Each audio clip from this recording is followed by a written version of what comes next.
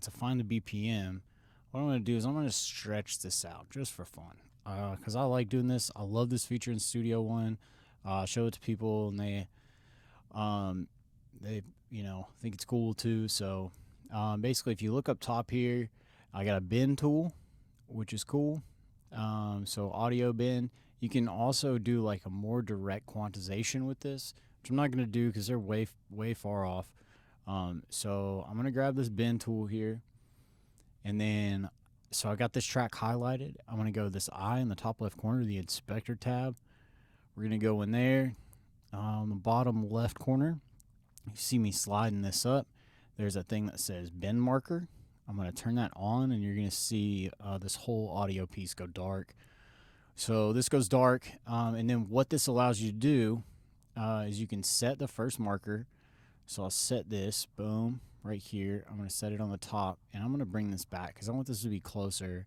I want this to be closer to the very beginning. Oh, also I'm going to turn off here in the top middle of my toggle snap. This is where it snaps to grid because I don't want this to snap to the grid because I'm grabbing weird places in this. So I'm just going to go through like this. I want that to stay there. I've got that marker, and then I want the end of that note to be like right here. So I don't want to pull too much of that because I'm going to grab this one, and then I'm going to stretch this one way back, and it's going to be stretching all of that audio that's on the right side right now. But I know everything is kind of late. If everything wasn't late, like once I get later on in, I'll put a bend marker at the end too to stop it from moving. But right now I want everything to squish back because everything is late right now. So we're going to keep just clicking bend markers. I'm just clicking there. It's making the marker, and I'm dragging it back, and I'm putting it right on the dot here. So we're just going to keep grabbing these peaks and bringing them back. Ding, ding, ding, ding. Normally you don't want to use your eyes for everything, but in this particular case, it's gonna be pretty fine to use your eyes. Like I've made this so big, like you can see the peaks, and now you can see as I'm getting a little bit closer, these peaks aren't so far off.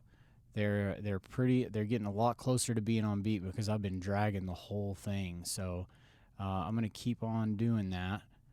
Boom, boom, and this may work. It may not work. I may get messed up here. We'll see. So we got that peak, and then I believe. Okay, so that's another one, and then we're gonna bring this back, and that's gonna squash that other one in the middle. Boom. So, and then this one is getting closer still. Boom. And then that looks like one right there. And we're gonna bring this back. Da da da da da.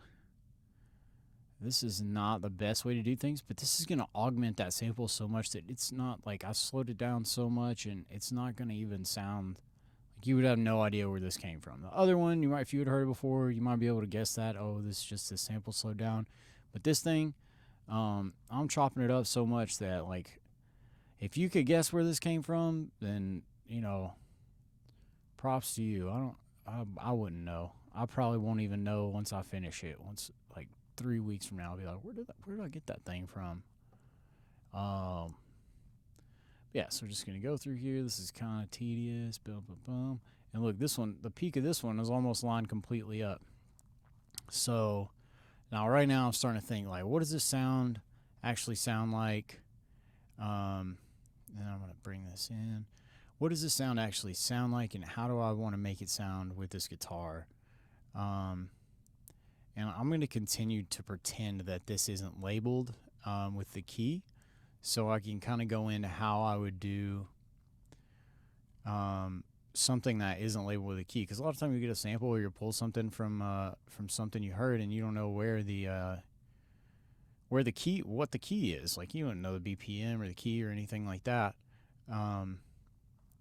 And so I wouldn't necessarily go through and do bend markers like this. I would continue to try to find the key. I would tap out the tempo and try to figure that out. And then I also have plugins that'll show me what the key is, but we're not going to do that because that's not as much fun as what we're doing right now. I'm going to stretch this bad boy out, and that's the last one. And then I'm going to grab my other tool. I'm going to pull this back out, and then as you can see, we got this other note kind of starting to peek in here, so this loop might not sound great, But we're going to fix it if it doesn't, because I want that sound in there now. And I'm also going to change that sound as well. But